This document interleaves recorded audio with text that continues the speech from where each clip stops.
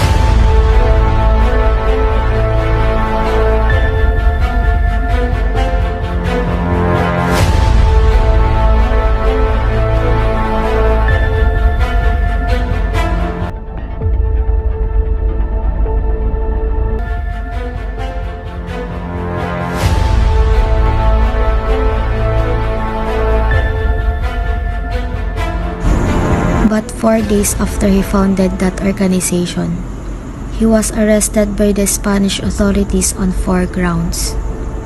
He was taken for publishing anti-Catholic and anti-friar books and articles, for having in possession a bundle of handbills, the Pobres Frailes, which advocates violation of the Spanish orders, for dedicating his novel El Filibusterismo to the 3 traitors known as Dagong Bursa, and for emphasizing on his novel's title page that the only salvation for the Philippines was the separation from the mother country, the Spain.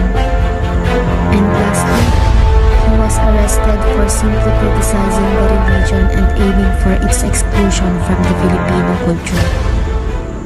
The foundation he founded died its natural death after he was deported to Dapitan. The La Liga Filipina is split into 2 branches, the Cuerpos de Compromisarios and the Katipunan, which aims to overthrow the colonial rule in the country.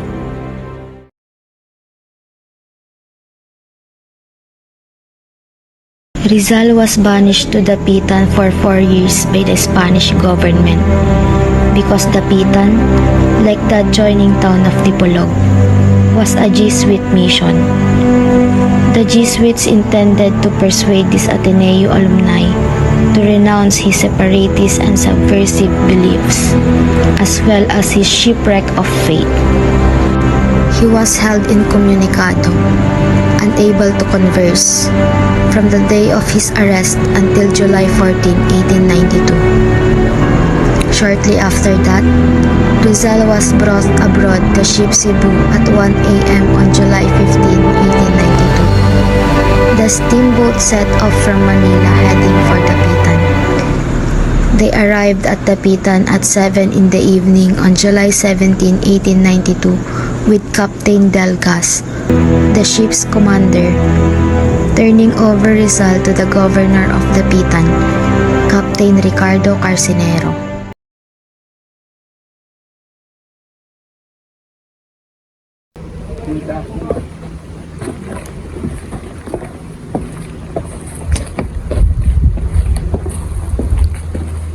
Señor Rizal, buenos días, Padre ng Puerto Porci.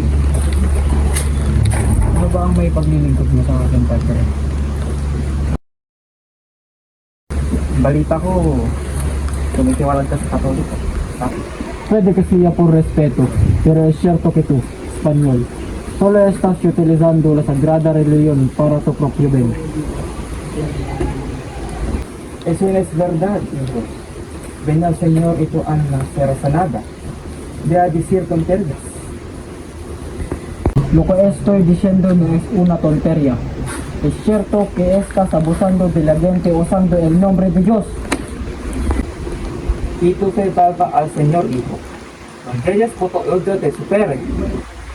Ikaw ay tinuturing na isang pare. Ngunit kahit ikaw ay dinadawit ang pangalan ng Diyos sa kasamaan.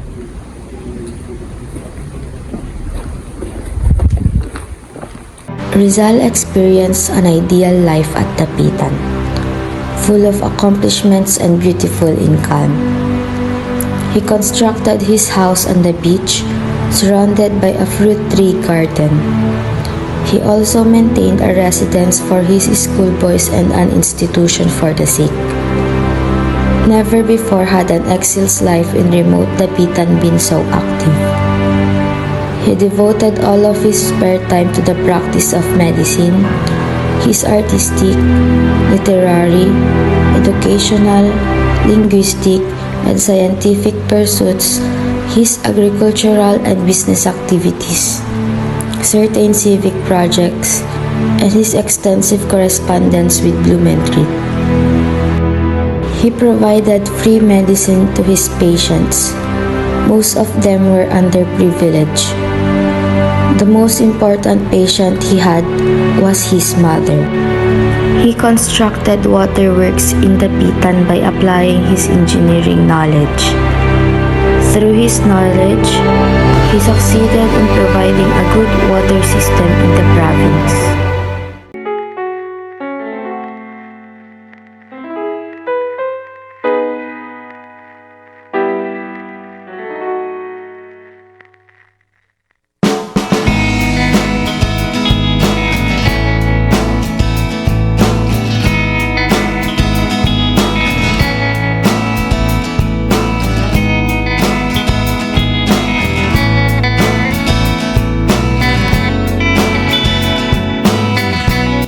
Good morning, milady.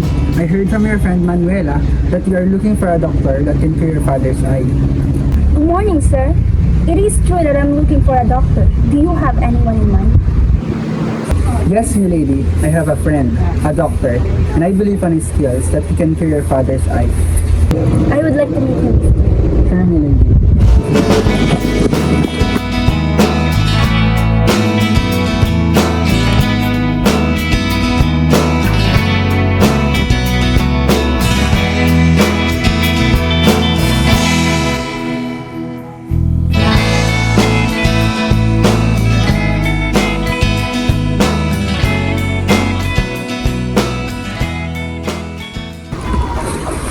My lady, this is my friend Jose, the doctor I've been referring to. Nice to meet you, doctor.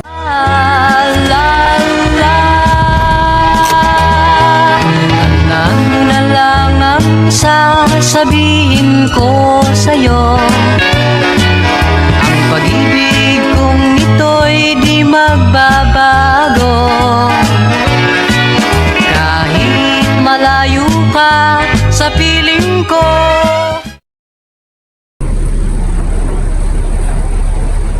I'm bringing you somewhere. Is it what I think it is? Well, there's just one way to find out. Let's go.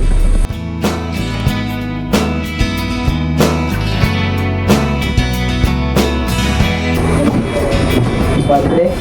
Oh, Jose, maupo kayo.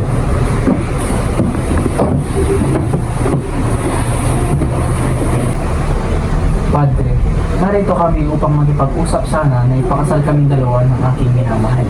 Nahihibang ka na ba, Jose? Kamakailan mo lamang nakilalang binibining ito, ngunit gusto mo na siyang pakasalan. Ngunit, Padre, mahal na mahal ko itong binibining na ito. Hindi pa ba iyon sapat upang kami ipakasal? Huwag kang padalos-dalos, Jose.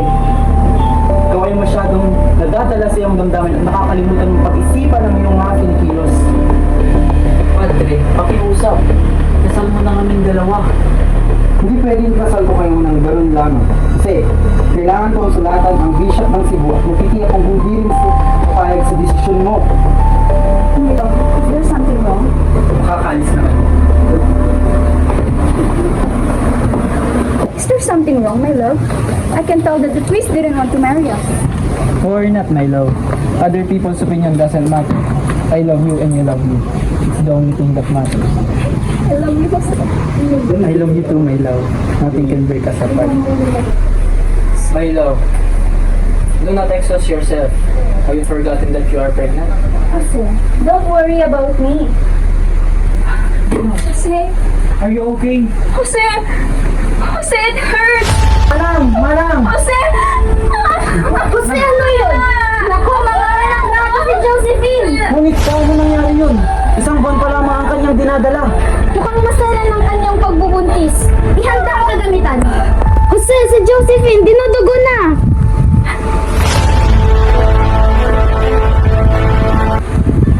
Jose, masyadong napaaga ang pagkanganak niya. Talagang hindi mabubuhay ang bata. Maaari bang gumawa kayo ng makinis na kabaong gawa sa kahoy? Dahil nililibig ko yan mamayang madaling araw.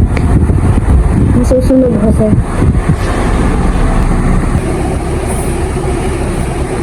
Jose. Jose. Jose. Jose, where's our child? Jose, Jose, tell me, where's our child? No! Jose! No! Tell me he's alive, Jose! Jose! Jose!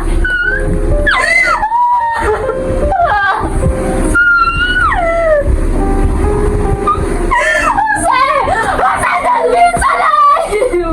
Where's my child? My son! Where's my son? Give me my son!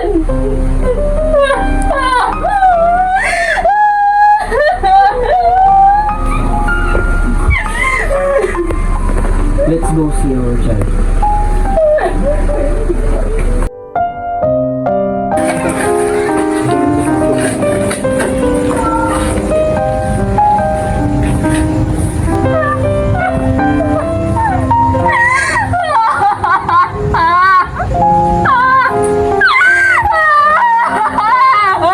My son! My child!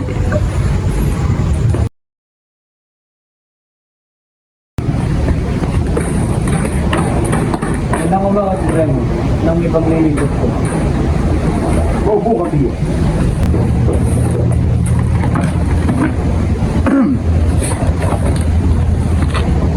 La Liga Pilipina. Kaya uutusan kita na pumunta sa dapitan upang hikayatin siya sa ating himagsikan. Hindi ba masyadong delikado ang pumunta na lang doon? At pagkahulihan ako ng mga Guardia Civil? Dahil alam naman natin na pinag-iinitan si Dr. Rizal ngayon, Supremo.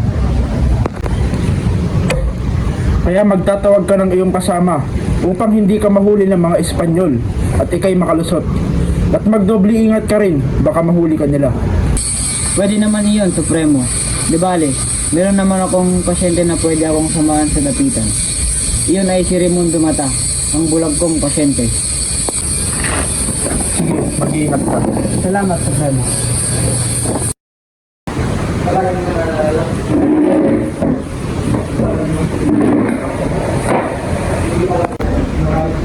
Mata, pupunta tayo ng dapitan. Doktor, ano pong gagawin natin dito? Inutusan ako ng Supremo upang alukin si Rizal na sumali sa imagsikan. Kaya ikaw ang aking napili upang sumama sa akin. Sige, Doktor, sasama po ako.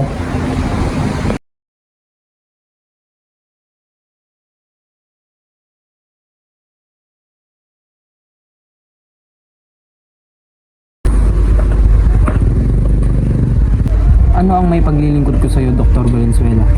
Medical na tulong ba ang inyong kailangan? Hindi medical na tulong ang kailangan ko, Dr. Rizal. Ang totoo ay pinadala ako rito ng Supremo. Supremo? Si kasamang Andres Bonifacio.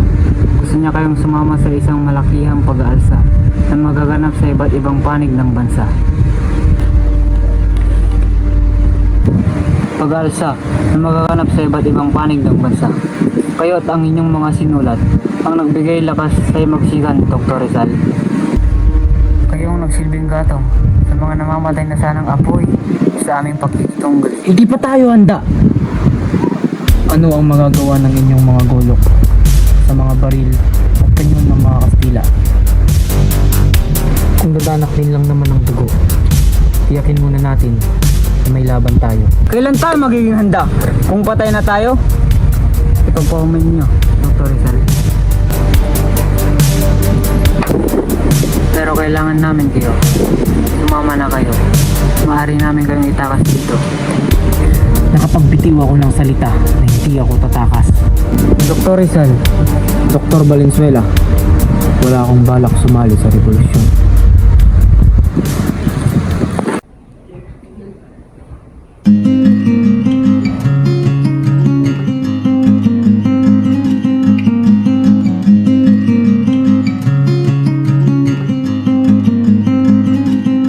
Saludos, Gobernador General Yuel Dr. Jose Protasio Rizal Mercado y Alonso Rialonga. Le escribo esta carta para informarle que me gustaría ser voluntario como médico del ejército en Cuba. Se respeta tu respuesta. Gracias.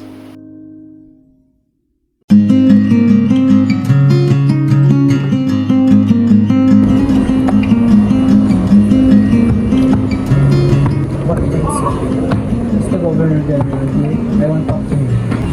The Governor General is not here. Oh, let me just leave my letter here.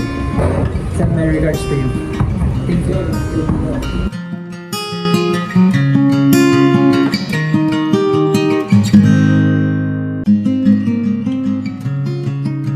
Yo, el gobernador general, apruebe su solicitud de servicio voluntario en Cuba. Te doy el pas para ir a Manila y a España, donde el ministro de guerra te asignará al ejército de operaciones en Cuba.